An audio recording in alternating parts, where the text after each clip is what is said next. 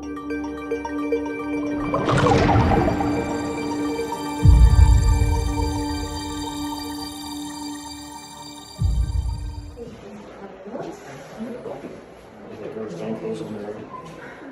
right, welcome in. Once again, my name is McKenna. It is my privilege to be your ghostly guide, your paranormal proctor for these next 90 minutes. If you do have any questions throughout the course of the evening, please do not hesitate to ask. This tour can be as interactive as you would like it to be. One of the questions we do get asked fairly frequently is, can I take pictures? The answer to that is yes. In fact, we do encourage you to. Take pictures, take videos, audio recordings, whatever you would like. Taking pictures is a great way to potentially capture something paranormal. Don't know if I've got any avid ghost hunters here. Maybe one. Now the rest of you, tonight could be your night. You take up ghost hunting. We'll just have to wait and see. Now the best method if you are wanting to try and capture something is to take your camera, aim it at one specific spot, and then take many photos in rapid succession. The idea is you are trying to capture something that is there for just a split second. So, if you've got a burst feature on your phone, even a live photo feature, try utilizing those at some point. With live photo, you can track the way that things move. And with burst, say you take a series of 10 pictures, and there's a shadow in one that isn't in the night surrounding it, maybe you've got something paranormal on your hands. You can also take pictures with flash.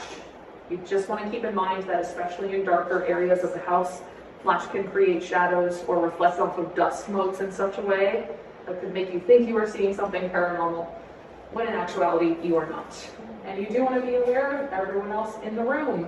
If you are planning to use flash, just try to keep it out of people's faces. Feel free to shine it in my face, though I am used to it. Now what I'd like to do is get into just a little bit of the history of the house and its earliest inhabitants. Get that out of the way so that we can dive into all of the juicy paranormal stuff. That's not to say, though, that the history is unimportant. In fact, if you do have a basic understanding of the history of a location, it can help to inform any experiences that you may end up having. So let's get into it. The Sorrel Weed House is a Greek revival mansion that was constructed between the years 1838 and 1840 for one Francis Sorrel, who is conveniently pictured right next to me here. Francis was born in 1793 on the island of Saint Domingue, which today we know as Haiti and the Dominican Republic. Back then it was a French colony. Francis's father was a French nobleman, and his mother was a free Haitian woman of color. Unfortunately, just several weeks after his birth, his mother did end up passing away. And about 2 years after that, due to the political climate on the island, Francis's father fled Saint Domingue and left Francis behind. It was not an easy start to life. However, we do believe that the family of his mother took him in and raised him. He made it through. And later on down the line, he ended up meeting some American shipping merchants that brought him to the U.S., taught him English, and taught him the ins and outs of the shipping industry, through which he was able to build quite a name and a fortune for himself here in Savannah. These shipping merchants also introduced Francis to his first wife, Lucinda Moxley. She's not pictured up here. Because after 5 years of marriage and after having only 3 children, Lucinda passed away from the devil's disease, which back then is what they called yellow fever. Also back then, the man of the house would not and could not be the sole caretaker of his children, and so Francis needed to remarry, which he did end up doing. He got married to Lucinda's younger sister, Matilda Moxley, who is pictured up here. That's just how they did it back in the day, kept it in the family, and this marriage was definitely one less of love and more of contract. The house that we are in right now was built for Francis and Matilda. Lucinda never lived on this property. And while Francis and Matilda were together, they did have 8 children, quite a few. Unfortunately though, only 5 of those children would survive to adulthood. Of the 3 to pass away, the eldest was their daughter, Matilda Ann.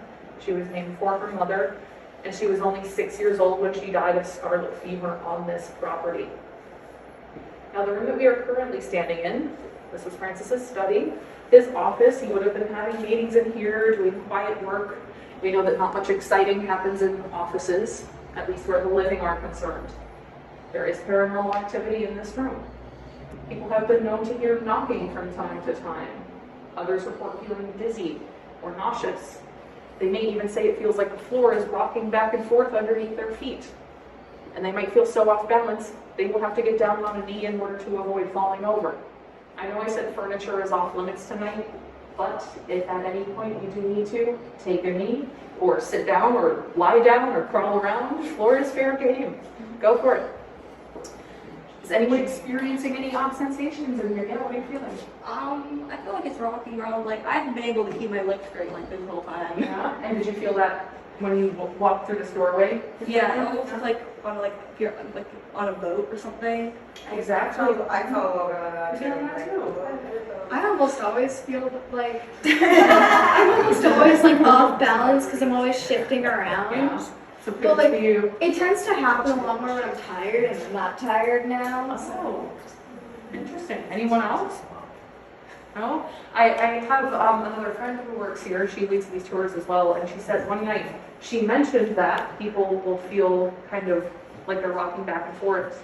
And somebody on her tour noticed that the entire room was all swaying back and forth together, which is pretty interesting. Now, don't start doing it now.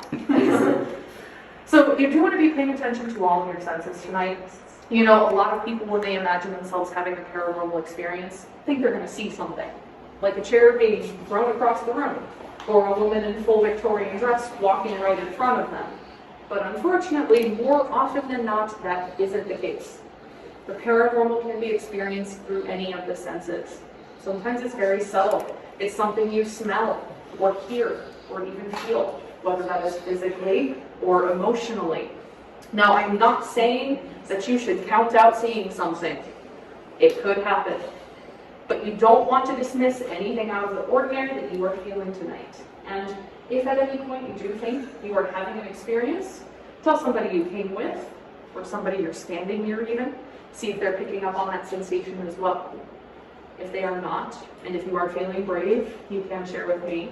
I would be very interested to know if anybody does think they are having an experience tonight.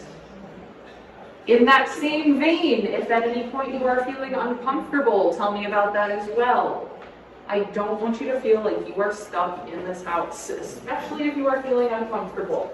I am happy to open the door, let you take a step outside, and get a breather if you need it. Sound agreeable? Great. Yeah, of course. Now I do have a question for everyone here. Who is familiar with any ghost hunting shows? Any at all? Ghost Hunters, Ghost Adventures, Let's See Us All. We could go on and on and on, right? I have had a lot of people in the past several weeks mention Ghostbusters for some reason.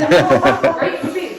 Not a real ghost hunting team. Now those first three I mentioned, they have all been to this property at one point or another, as this house is consistently ranked one of the most actively haunted locations in the United States. And in 2005, ghost hunters came with their investigation team, TAPS, which stands for the Atlantic Paranormal Society.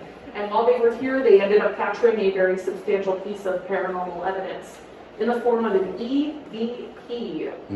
Does anybody know what an EVP is or what it stands for? Feel free to shout out. Electronic voice phenomenon. Okay, yeah, so we've got some pros in the house tonight. It does stand for electronic voice phenomenon, and in simpler terms, an EVP is a recording of a voice, or maybe some other noise, maybe a bang, maybe a clock chiming, and this is not something that we necessarily hear in the moment at the time that it is recorded, but we do always hear it when we go back and play that recording. So, for example, say someone were recording right now, in this moment, which you are more than welcome to do. You would hear me speaking, you would probably hear the AC going in the background, but maybe you hear some strange noise, a whisper, a shout, underneath my voice as well. You did hear a few knocks. I think when I came into the room, I'm not sure if it was the AC or not, but I thought I heard like a ooh. Like it was like deep, but like kind of like a hum. I don't know. It was seemed to have like either I got used to it or like it went away, or maybe it was just the AC. Yeah, I don't know. Keep listening. And you know, there's a difference between that and an EVP. So Yeah. as opposed to hearing it later, when you go back and listen to a recording, you're hearing it in the moment, which I think is even more exciting. And I actually do have the EVP, or I do have the EVP that TAPS captured here in 2005, and I am going to play it for you. a little bit later on in the tour. Now, as we are moving through the house tonight, things will get darker, both with the lighting and with the stories that I share. And I'm sure that coming to a haunted historic property, we were probably somewhat prepared to broach some darker subjects, but nonetheless just wanted to offer this heads up as to how the night is going to unfold. I think we've been in here long enough. I'm going to grab